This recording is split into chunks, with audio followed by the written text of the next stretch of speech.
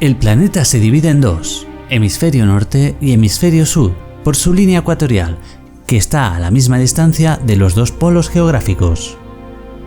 Por la posición de la Tierra, el Sol calienta más el ecuador, y por lo tanto, el aire al norte y al sur de este son más fríos y densos.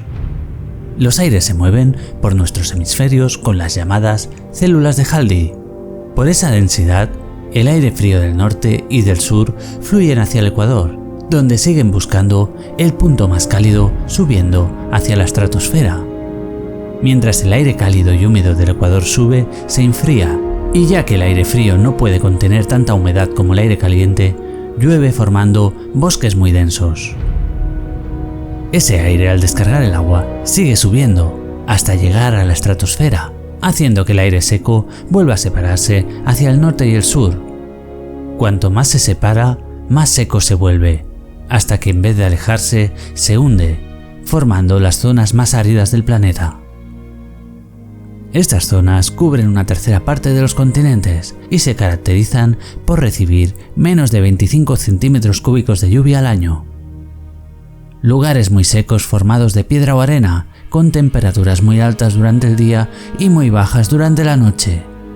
Por supuesto, hablamos de los desiertos, y no os perdáis el capítulo de hoy si queréis conocer a sus hormigas.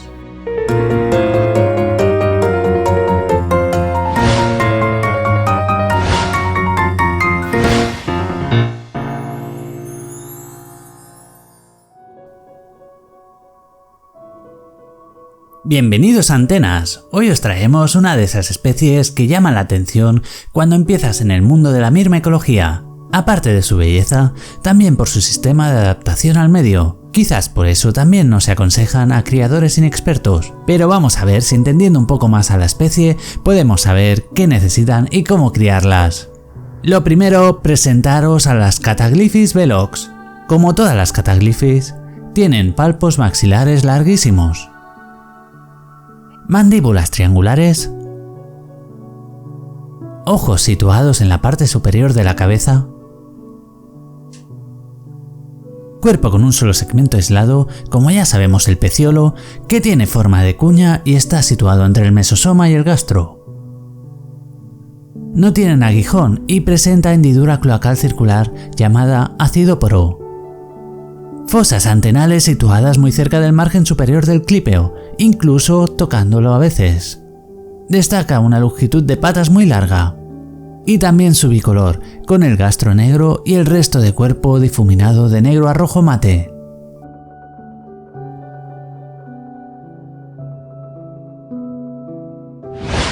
Y qué mejor que para aprender a cuidar a esta especie que hablar con alguien que tenga mucha experiencia con ellas. Nos ha llegado esta colonia de Víctor, que además nos va a acompañar en este episodio.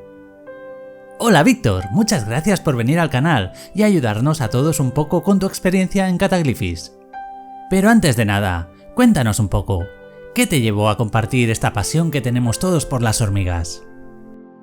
Buenas David, y muchas gracias a ti por permitirme participar en este proyecto de Antenas. Pues, ¿qué me llevó a compartir esta pasión? Pues realmente a mí siempre me ha gustado desde pequeño los insectos en general. Yo siempre he sido de salir al campo, a buscar bichillos debajo de las piedras o en cualquier sitio. Me gustaba mucho pues observarlos, ver lo que hacían, ver cómo se comportaban, cómo interactuaban entre ellos.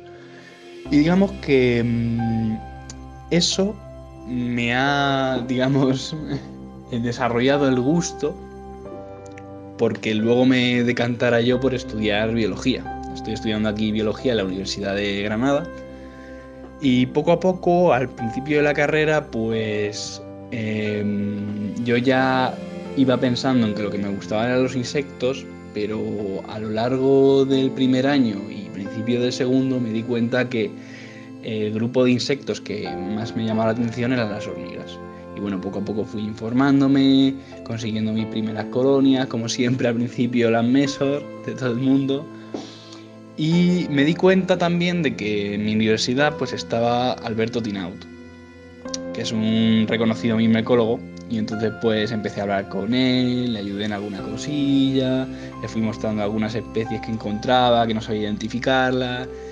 Y entonces pues a raíz de eso poco a poco fui cogiendo ahí más confianza y más destreza en el tema y me fui atreviendo con especies más complicadas, por interesarme más en la parte científica, ¿no?, de la mimecología. Y digamos que bueno, a día de hoy que estoy terminando ya la carrera, pues digamos que me gusta mucho más y estoy muy contento de digamos, haberme centrado en esta parte, porque a día de hoy me sigue fascinando, como imagino a todos nosotros.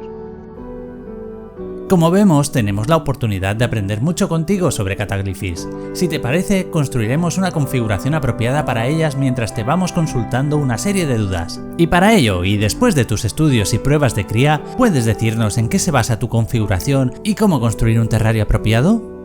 Pues básicamente mi método no tiene tampoco, digamos, nada en especial, podríamos decir, salvo que es tenerlas en un recipiente, ya puede ser de cristal como un acuario o un tupper, para presupuesto low cost, como yo, y simplemente tener una capa en el fondo de tener una capa de bolas de arcilla que van a retener humedad, de manera que tendremos un tubo que situaremos en una de las esquinas de este recipiente, de manera que conecta la parte superior y la parte totalmente del fondo, y el tubo ese lo pegaremos a la pared de manera que se mantenga siempre ahí y podamos utilizarlo para desde arriba, ayudándonos de un embudo o con otro mecanismo, ir aportando agua para que se vaya drenando y vayan absorbiendo las bolas de arcilla que vamos a tener de base,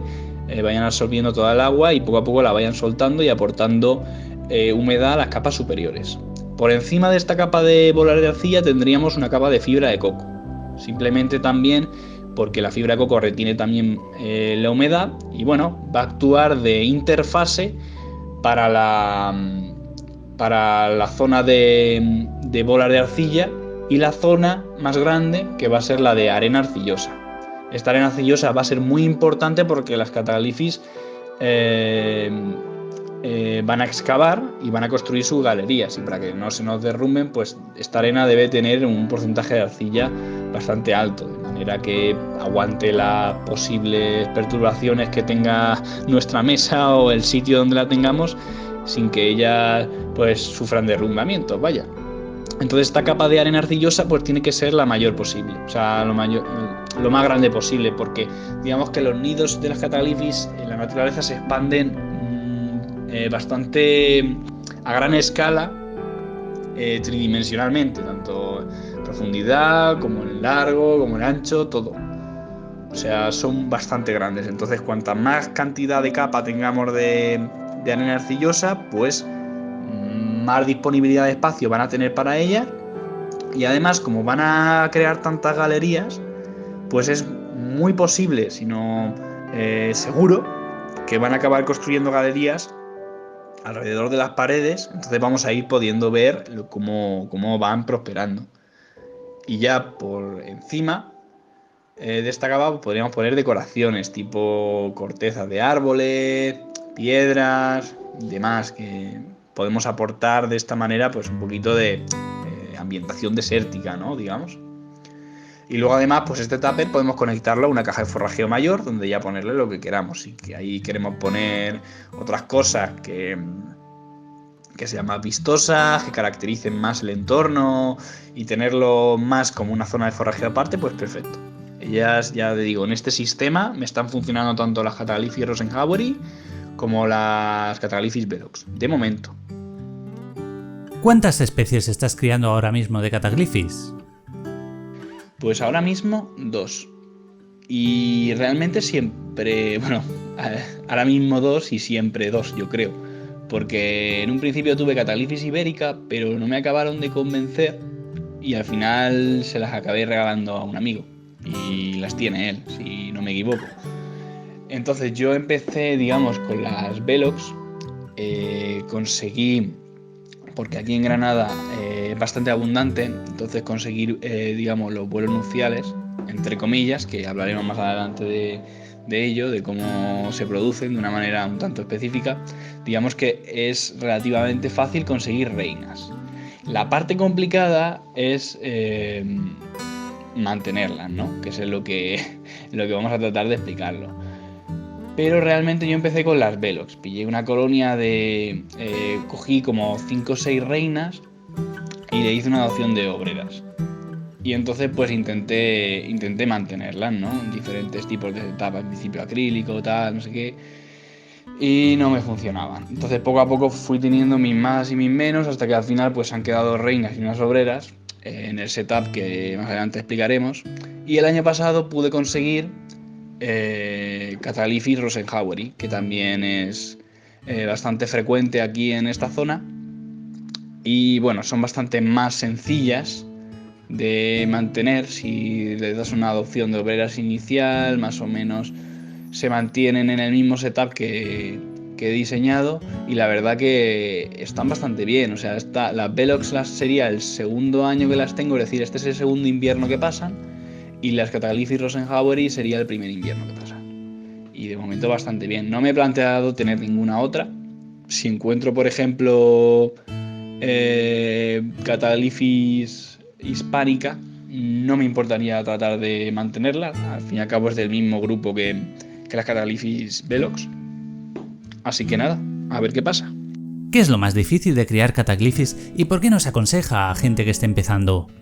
Pues realmente no es nada difícil una vez encuentras cómo mantenerlas bien. Y por referirme a mantenerlas bien, me refiero a que tú te adaptes a ellas. Es decir, yo siempre digo lo mismo, que tú eres el que se tiene que adaptar a las hormigas, no obligar a las hormigas a adaptarse a ti, porque eso va a generar mucho estrés, y al final algunas son más tolerantes, tienen un rango de tolerancia a las perturbaciones que nosotros le provocamos, porque al fin y al cabo nunca vamos a conseguir aclimatar, asemejar el ambiente en el que van a estar en nuestra casa al que ellas tendrían de manera natural. Entonces eso siempre va a tener un factor estresante de base, que algunas son capaces de soportarlo y otras no. En este caso las Cataglyphis son bastante sensibles a esto, a que su entorno pues no se parezca al que tienen de manera natural. Por lo demás, aparte de ser una especie que se agobia mucho por las perturbaciones, es decir, cualquier temblor, golpe en la mesa, se agobia muchísimo. Cuando yo he capturado reinas en el trayecto desde que las capturaba hasta ir a mi casa, acababan muriéndose. Simplemente eso, por estrés. Cuando realizas adopciones, porque tienes que realizar adopciones obligadas con esta especie, es un poquito diferente a las del grupo albicans, véase ibérica o rosenhaueri. También en las adopciones, algunas obreras, sobre todo si son las más grandes, parece que no se acaban de llevar bien, es decir, la mangonean mucho, la estresan mucho entre sí, y al final pues es complicado conseguir una colonia estable. Pero ya te digo, una vez tienes la colonia estable en un sitio en el que veas que más o menos van bien, que no se mueren, que están tranquilas y hacen sus cosas hacen sus tareas habituales, pues no hay problema. Consumen prácticamente todo tipo de artrópodos, la leche miel les gusta muchísimo, y por lo demás, problemas de humedad, no hay que confiarse en la humedad. Es decir, aunque creamos que es una especie del desierto o pensemos que es una especie de medios áridos, sus nidos son muy profundos. Y son muy profundos precisamente para buscar cualquier humedad que haya y poder satisfacer sus necesidades hídricas, vaya. Entonces la humedad no debemos confiarnos. Por lo demás es una especie bastante fácil de mantener una vez tenemos controlado todo eso. Pero claro, hay que dar con la tecla. Y no se aconseja a principiantes precisamente porque, claro, alguien que ha tenido muchas especies o varias especies se va dando cuenta de que cada una es diferente, de que cada una necesita unos parámetros determinados, que si humedad diferente, alimentación diferente, sustrato diferente. Algo que un principiante pues no es capaz de, digamos, ver, o no todos son capaces de ver, porque al ver una hormiga, de principio tú vas, digamos que partes de una base en la que poco a poco se van ampliando tus fronteras, es decir, tu visión de lo que era una hormiga empieza a ampliarse, vas viendo más allá. Es decir, de distinguir una hormiga empiezas a distinguir varios tipos que son diferentes, que necesitan diferentes cosas, y poco a poco pues puedes ir adaptando tu conocimiento que vas adquiriendo y vas siendo capaz de entender qué necesitan cada una de las hormigas, y si vas a poder sobre todo satisfacer sus diferentes necesidades. Es decir, que todas las hormigas no son iguales y cada una necesita una atención diferente y unas necesidades diferentes, y vas a tener que estar pues un tiempo atento de qué es realmente lo que funciona, lo que no, y demás. Prueba y error. Por eso lo recomendable es empezar con las especies más fáciles, y cuando vayamos viendo que podemos controlarlas, pues poco a poco vamos subiendo de nivel, como si se tratase de un videojuego. Al comienzo del vídeo hemos hablado de las Cataglyphis velox, sus claves y cómo diferenciarlas. Se les llama hormigas del desierto normalmente a las velox o a todas las Cataglyphis en general. Efectivamente, en nuestras latitudes se les considera hormigas de desierto, al menos en nuestra zona. Pero no debemos confundirnos, porque solo digamos que sería en nuestra región. Es decir, típicamente las Cataglyphis se reconocen como hormigas de desierto porque de hecho sus hábitats son normalmente bastante áridos, semiáridos, pero por ejemplo en América tendríamos sus equivalentes, que podrían ser las Myrmecocystus, es una especie del desierto también, las típicas que tienen ese estómago social tan grande y cuelgan de las paredes. O por ejemplo en Australia tendríamos las Melophorus, serían las equivalentes de las Cataglyphis. Y por ejemplo también tuve la suerte de estar en Marruecos este verano pasado, y en el pleno desierto yo veía mucha Cataglyphis, pero también veía por ejemplo Camponotus ahí en pleno del desierto. Es decir, que es emblemático decir que Cataglyphis es un género del desierto, sí que es verdad, pero no es la única del desierto. Hay muchas más que sobre todo en otras regiones pues se las considera especies muy de desierto también. ¿Son poligínicas o monogínicas? Pues en este caso, en el grupo de las Cataglyphis altisquamis, en el que se incluyen las velox y otras más, normalmente las colonias naturales tienen entre 1 a 2 reinas hasta 12, creo, si no me he informado mal. Son bastante poligínicas, y eso también se debe al tipo de reproducción que tienen, que hablaremos más adelante sobre ella. Es bastante especial.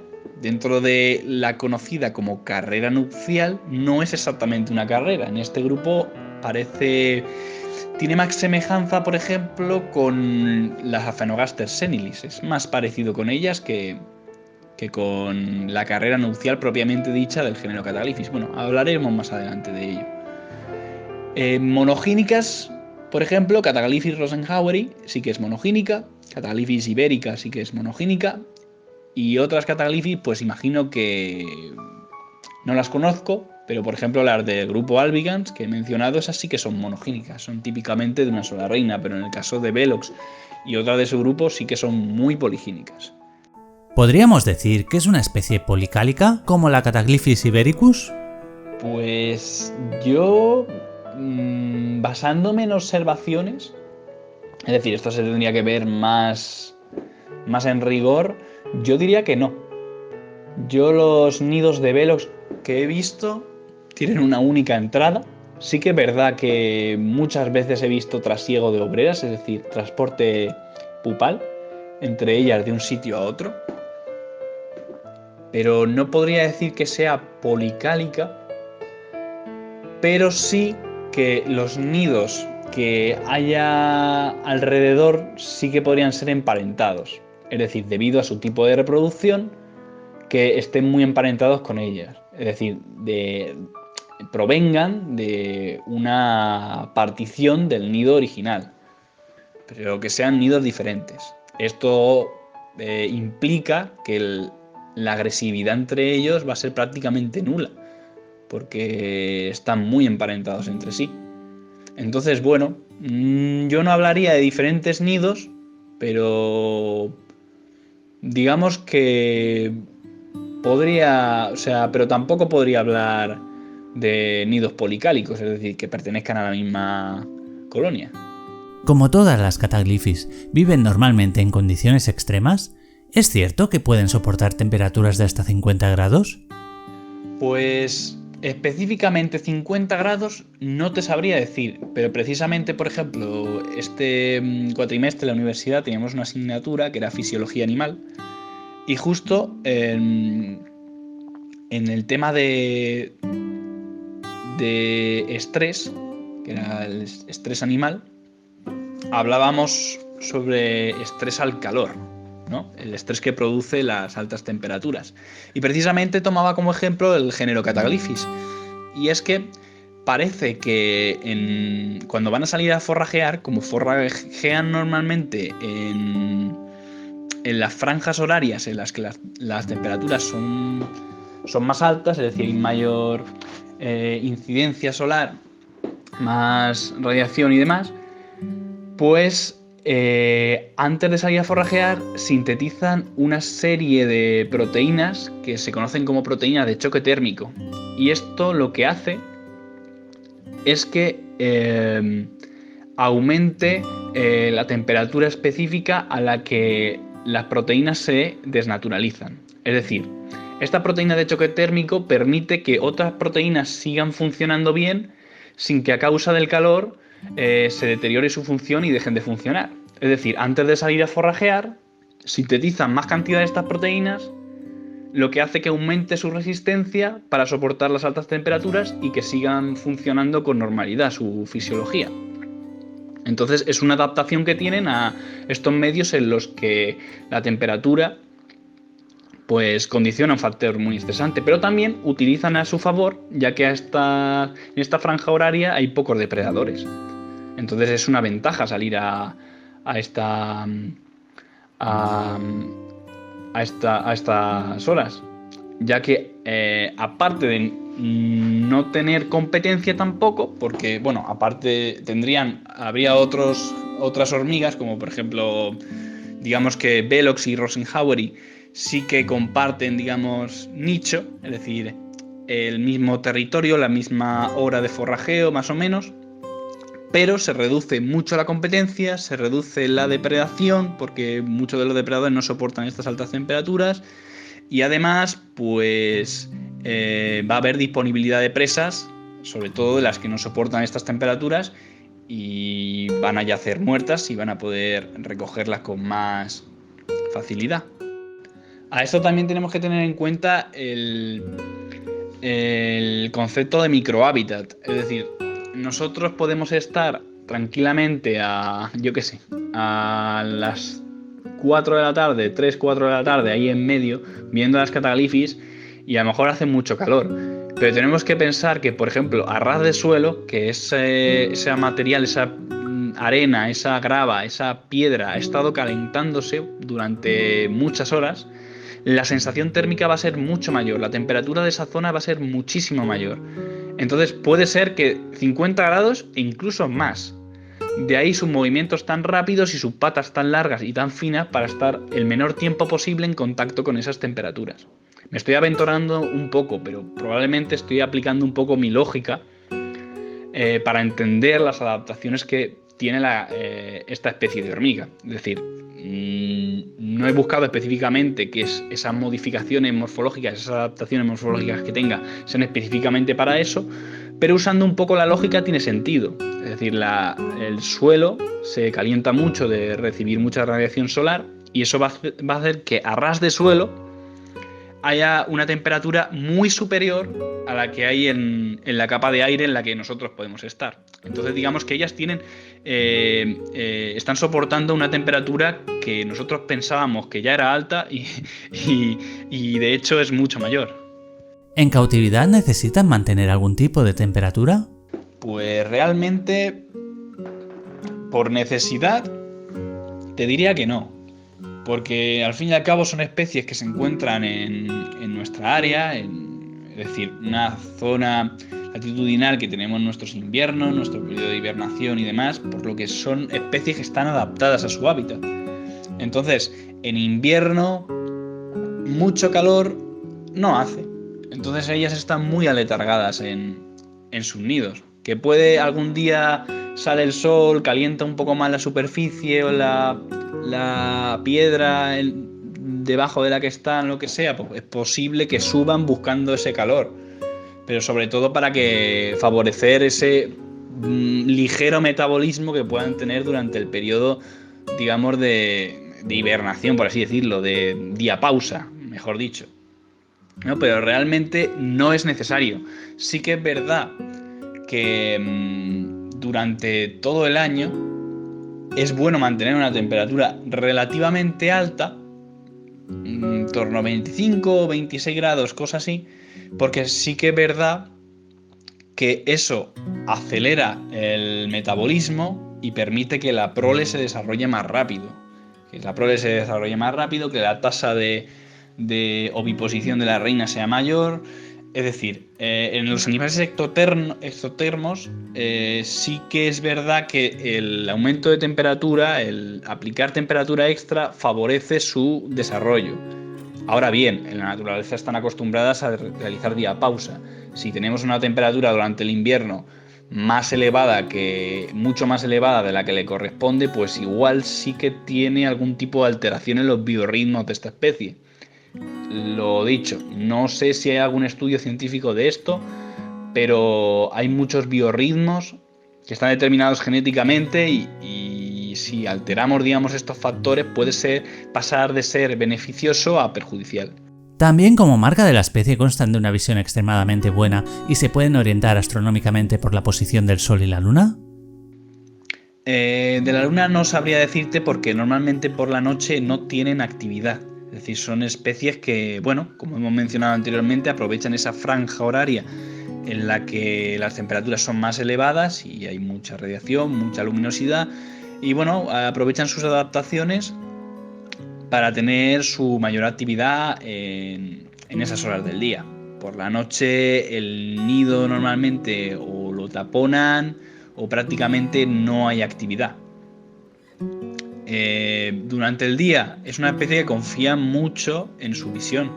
Tampoco tiene los ojos, los ojos compuestos muy grandes, es decir, de mucho tamaño en comparación a otras especies exóticas como puede ser Myrmecia o Arpegnazos venator, que también digamos que se guían mucho más por la visión, pero sí que es verdad que en Cataglyphis normalmente establecen referencias visuales a la hora de posicionarse respecto al nido, de volver, de cuando salen, cuando vuelven, cuando encuentran una presa. En general sí que se basan en la posición del sol y referencias visuales como la vegetación cercana, piedras, diferentes tipos de elementos que sean, entre comillas, fáciles de recordar, si se puede hablar de memoria en insectos, pero sí que son capaces de reconocer dónde está el nido y dónde no, en base a la posición solar o como hemos mencionado, referencias visuales. Hay una cosa que me fascina, es la carrera nupcial. ¿Nos puedes explicar qué diferencias hay entre esta forma de aparearse y los vuelos nupciales normales? Pues bien, la carrera nupcial, que ojo, no ocurre como tal en Cataglyphis velox, pero podemos hablar de ella a nivel de Cataglyphis del grupo albicans, como pueden ser Ibérica o Rosenhaueri. En este caso lo que se produce es que salen las reinas aladas del nido y salen los machos también. Entonces las reinas, que son braquípteras, tienen las alas cortas, no pueden volar bien, salen, digamos, pues correteando por el suelo. Y los machos, que sí que pueden volar bien, pues van tras ellas. Y entonces van, pues eso, es una carrera en la que las reinas van ahí corriendo como pueden y los machos pues detrás haciendo vuelos torpes o intentando, digamos, cazarlas para fecundarlas. Pero en el grupo de, digamos, por ejemplo, las Cataglyphis velox ocurre algo bastante diferente, porque no es una carrera. Ocurre como algo parecido a las... sí, algo parecido a las Aphanogasters senilis. Lo que pasa es que las reinas de cada nido, cuando emergen de su capullo, también son braquípteras, es decir, los machos pueden volar, pero las reinas son braquípteras y se quitan las alas. Normalmente no llegan a salir sin alas, normalmente. Sí que es verdad que te las puedes encontrar aún con alas, pero salen y lo que hacen es posicionarse en la vegetación cercana o en los alrededores del nido. Es decir, no salen corriendo por ahí, se mantienen ahí. De hecho, observaciones in vivo que he hecho yo, he podido ver que incluso las obreras, si la reina intenta salirse de la zona del hormiguero, las traen para dentro del hormiguero otra vez y permiten que salga hasta cierta zona. Y luego ya lo que hacen es eso, mantenerlas ahí, que se estén quietas en la vegetación cercana y demás, hasta que llegan machos de otras colonias, las fecundan y la reina no se va por ahí. Lo que pasaba en las del grupo albicans, Rosenhauer y Ibérica, una vez se fecundan, la reina va a fundar a hacer un agujero o aprovechar uno ya hecho y empezar ahí su fundación de la colonia. A veces se habla de kidnapping o rapto de obreras, pero eso no está 100%, digamos que no está 100% claro, porque sí que ha habido casos en los que las del grupo albicans sí que han sido capaces de fundar por ellas mismas sin necesidad de tener de recurrir al kidnapping, al rapto de obreras. Pero en el caso de las Velox, una vez se fecundan, vuelven al nido y se tienen reportes de que días siguientes lo que han hecho es hacer una especie de partición, es decir, una especie de que se van con un grupo de obreras a fundar uno nuevo, o permanecen en el nido mismo. Es decir, si el nido inicial, por lo que sea, pues tenía 4 reinas, tras los vuelos nupciales, pues a lo mejor acaba teniendo, bueno, tras los vuelos nupciales, entiéndase por vuelo nupcial el periodo reproductivo, acabaría teniendo, por ejemplo, 8, es decir, 4 más se quedan o se quedan más, y en los días siguientes varias reinas con varias obreras se van y fundan un nuevo nido cercano. Entonces esto también explicaría que los nidos estén bastante emparentados entre sí y que no haya mucha agresión entre nidos cercanos. ¿En qué meses podemos presenciar estas carreras nupciales? En el caso de Rosenhauer o Ibérica, suelen desplazarse desde mediados de mayo hasta finales de junio o cosas así, al menos en mi zona. Y en el caso de Velox, yo por mi zona los he visto a principios de junio. Luego ya supongo que se desarrollarán también por julio en otras zonas, pero claro, depende mucho de la zona, del año también, si han podido, digamos, obtener la cantidad de recursos suficientes para tener a tiempo los alados adultos, es decir, totalmente maduros y demás. Entonces dependen muchos factores, pero ya os digo, de momento yo por lo que he visto desde el grupo albicans, desde mediados de mayo hasta finales de junio, y en el caso de Velox a principios de junio, y se extendería hasta mediados de julio, cosas así. ¿Son polimórficas o son todas iguales? ¿Son polimórficas o son todas iguales? Pues bueno, en este caso no sé otros tipos de Cataglyphis, pero por ejemplo tanto las del grupo albicans como las Velox y demás sí que son muy polimórficas. Es decir, hay obreras muy pequeñitas y otras que son incluso más grandes que la reina, al menos en caso de Velox. En el caso de las Cataglyphis Velox hay obreras que son enanísimas y otras que dices, es que esto parece una reina. Pero ya os digo, o sea, de hecho una de las cosas más bonitas es esa, que las obreras son de diferente tamaño y hay claramente una división de trabajo. En el caso de las obreras más pequeñas parece que se remiten más a las tareas de mantenimiento del nido, alimentar la prole, cuidar de la reina y demás, excavar, sacar arena. Y las major sí que es verdad que se ve que son las que forrajean. La mayor parte de obreras que ves fuera del nido normalmente son las obreras de mayor tamaño. No sé, repito, no sé si hay algún estudio sobre esto, pero podría tener sentido en términos de tamaño y escala, ya que parece que las obreras mayores tienen las patas más largas en relación a su cuerpo, lo cual permite tanto que recorran más distancia en un menor tiempo, como que al ser más grandes su relación superficie-volumen sea más baja. Entonces esto permite que la pérdida de agua a través del tegumento de la cutícula sea menor. Entonces eso digamos que favorecería que durante las horas de forrajeo, que es donde más insolación haya, que las grandes tengan digamos más resistencia a ese estrés por falta de agua, por ejemplo. Pero como digo, es una hipótesis, o sea, no sé si específicamente hay estudios sobre esto, pero las hipótesis sobre tamaño y escala referentes a estudios animales, pues podrían, digamos, extrapolarse a algunas de estas cosas que podemos observar, ¿no? ¿Necesitan arena como otras cataglifis para hilar los capullos de sus pupas? Pues por supuesto que sí. Al fin y al cabo el capullo es, digamos, una última muda de crecimiento que sirve pues para proteger a la larva que se va a transformar ya en el imago, en el adulto. Entonces, para realizar esa especie de carcasa sobre la que se va a proteger la larva, pues necesita tener un eje de rotación, es decir, un punto donde, digamos, un punto de apoyo, ¿no? Entonces esto puede venir a partir de otras larvas o huevos cercanos, obreras que estén ahí quietas mientras la larva empieza a girar sobre sí misma,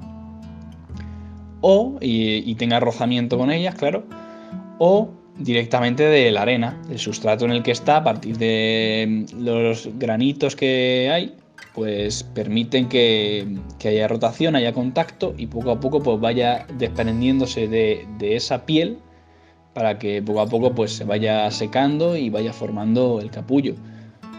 Sin embargo, en otras especies que forman capullo también pasa que hay veces que la larva no es capaz de formar el capullo y el adulto se acaba formando igual, sin ningún problema. Pero vamos, en este caso yo recomendaría que siempre, de hecho es que necesitan tierra para estar bien, es que no ya solo por el tema del capullo, sino por su comodidad. Así que sí, necesitan tierra, o arena, o algo similar. Y dinos, ¿por qué te gusta criar esta especie en particular? Pues bueno, principalmente porque son muy bonitas, eso hay que admitirlo. O sea, es una especie muy chula visualmente, pero también tengo que decir que, por ejemplo, mi especie favorita de aquí del ámbito ibérico, de la península, sería la Cataglyphis rosenhaueri. No sé, me gusta que tenga, realmente es como la Cataglyphis velox, pero digamos de porte más pequeño y más brillante. Simplemente me gusta, o sea, me gusta mucho y al final pues considero que la Cataglyphis rosenhaueri es mi especie favorita. Pero dentro del ámbito ibérico, las Cataglyphis es un género que me fascina. O sea, es que simplemente por el medio tan extremo en el que son capaces de sobrevivir, que al fin y al cabo tenemos que tener en cuenta que mucha especialización también implica compromiso a la hora de soportar otras condiciones. Es decir, puede ser precisamente que el hecho de adaptarse tanto a situaciones desérticas las haga difíciles de criar en cautividad, precisamente porque tienen un montón de adaptaciones fisiológicas que a lo mejor funcionan bien en este estado natural, pero a la hora de traerlas a un medio en cautiverio, pues tengan dificultades para desarrollarse, ya sean patrones comportamentales o fisiológicos que necesiten algún tipo de indicador, sobre todo, por ejemplo, la luz solar. Es decir, probablemente tengan un biorritmo que esté muy asociado al tiempo de iluminación. Es decir, puede ser que con el tiempo esa falta de iluminación natural a la que podemos tenerlas aquí dentro de casa, es decir, esa falta de referencias de la intensidad luminosa, pues les impida determinar qué hora del día es. Entonces eso puede tener muchas connotaciones que puedan alterar su desarrollo, su comportamiento y al fin y al cabo su supervivencia. Es que hay muchos factores que hay que analizar. Y no sé, en general es una especie que ya os digo, que es preciosa, me gusta muchísimo, es muy agresiva, come bastante, crece bastante rápido y la verdad que es muy rápida. Yo creo que de lo que tenemos aquí en la península, el género Cataglyphis de lo mejorcito. Muchas gracias por ayudarnos a todos con esta especie tan bonita y por pasarte por el canal. Vamos a poner en práctica todos tus consejos e intentar crear un hormiguero óptimo para estas hormigas del desierto. De nada, David, muchas gracias nuevamente a ti. Un placer poder ayudar un poquito en esto y espero que todo vaya bien y sea una colonia próspera. Hasta luego. Y aparte de ayudarnos muchísimo a comprender la especie Cataglyphis, Víctor también, después de ver el vídeo de éxitos y fracasos, que os dejo el enlace aquí arriba por si no lo habéis visto, nos ha cedido esta fantástica colonia de Aphenogaster gibosa para poder tener otra oportunidad con estas pequeñas jorobadas. Pero esto ya será en otro capítulo de Antenas. Comentad y recordad que podéis contactar por la fanpage de Antenas en Facebook o contactar por la web. Todas las direcciones las dejo en la caja de la descripción. Y como siempre, gracias por haber visto el vídeo y nos encantaría que formaseis parte de la colonia. Para eso suscribiros y no olvidéis activar la campanita. Seguid Antenas también en Instagram para poder ver imágenes de todas las colonias. Y recordad, si os ha gustado el vídeo, vuestros likes y comentarios son súper importantes para seguir haciendo más. Volved pronto.